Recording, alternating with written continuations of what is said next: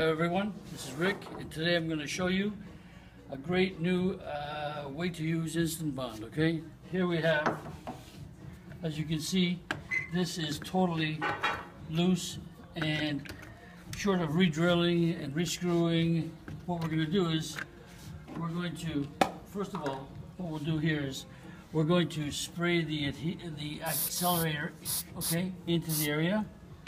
And now that we've got the accelerator in there, it allows us to put the adhesive into the hole, and that way it will, there you go, that way it'll harden quickly.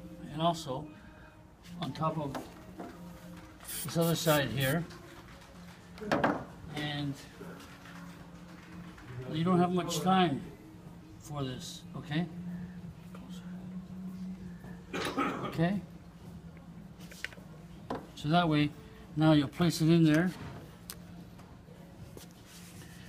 and within 10 seconds, you get yourself a solid fastener, okay? You're done, okay? And we'll just spray the edges there. Make sure it's in there nice and tight. I got some excess there we can cut off with a blade after. But other than that, this is there to stay. Okay? Great new use for Instantbond.